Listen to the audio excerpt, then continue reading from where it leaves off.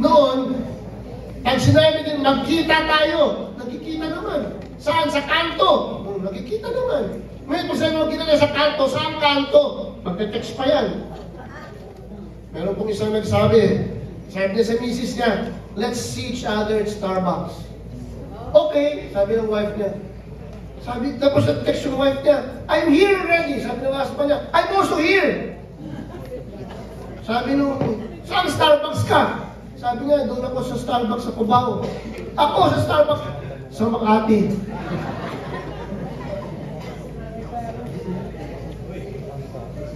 Dati, nagtitelegrama lang tayo, nakakarating naman. Sumusulat pa nga tayo, mahaba, mga nobela. May iyak-iyak pa yun. Ngayon, puro na lang email, walang, kahit na may emoji, wala mo rin, noon may, gumagawa pa ba kayo ng mga love letters? Workers need to be sent. Hallelujah. Amen. Yan po ang prayer ng ating Panginoon. Workers increase, workers train, workers sent. Jesus wants you to love those who do not know Him.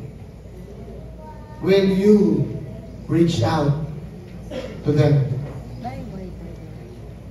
Ito po ang statistics natin. May tumatawag sa akin, nagsispeak ako ba? Ayan ang statistics natin. Tingnan nyo. Ayan pa. Sa Region 7.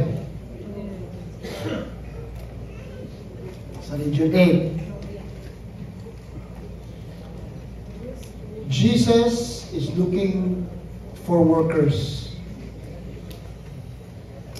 Will you say yes?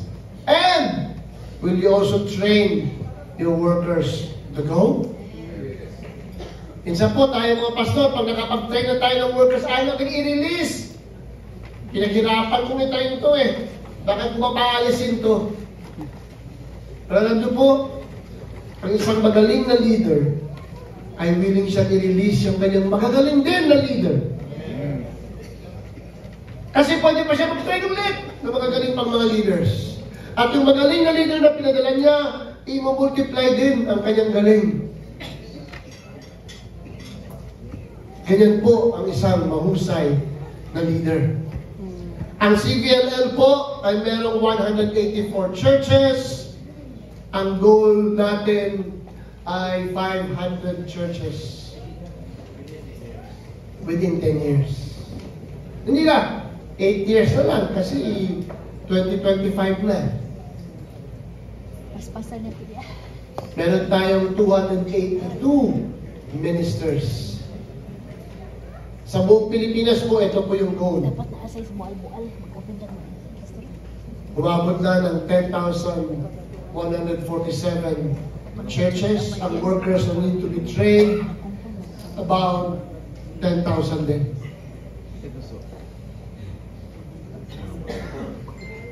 Sabi ni Jesus sa kanyang mga disciples, the harvest is plentiful, but the workers are few. Ask the Lord of the harvest, therefore, to send out workers into the harvest field. Let's all stand up. Hallelujah. Hallelujah. Ang challenge po sa atin sa taon na ito ay mag-enforce. 2 years ago, we were ignited. Last year, tinulungan tayo or sinabihan tayo na dapat ay magsama-sama tayo, magtulong-tulong tayo. Ngayong taon, na-lay down na natin yung foundation. Tara na, let's do it na.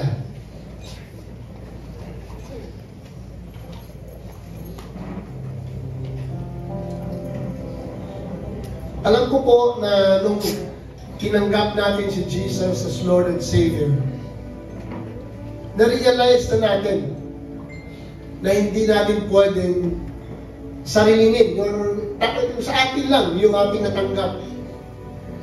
Kasi we experience the joy, we experience the renewed life, the transformation. We experience the love of God.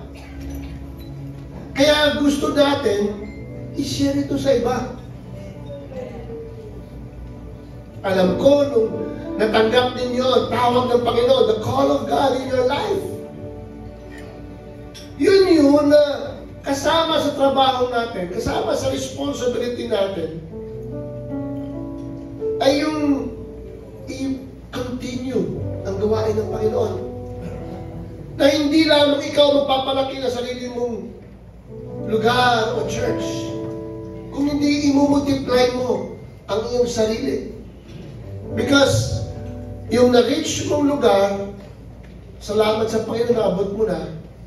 But there are other places that needed to be reached as well. And so, our responsibility does not stop. Hindi tayo tumitigil.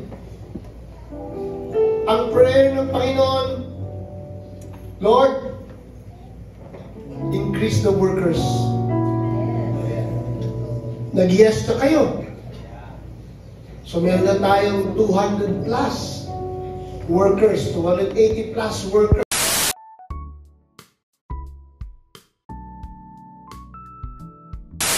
Lumalalim din ang pag-unawa ninyo sa inyong spiritual identity. Tama po. I think natural po yun. Natural yun, and I think that's the same even with life development stages. But look at number 2.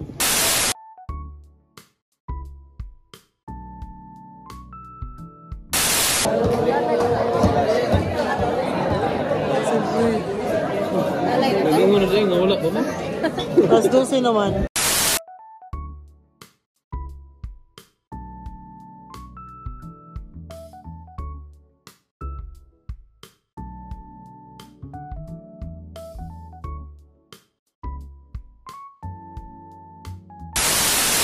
Life is good for God is good. Life is good for God is good. Life is good for God is good.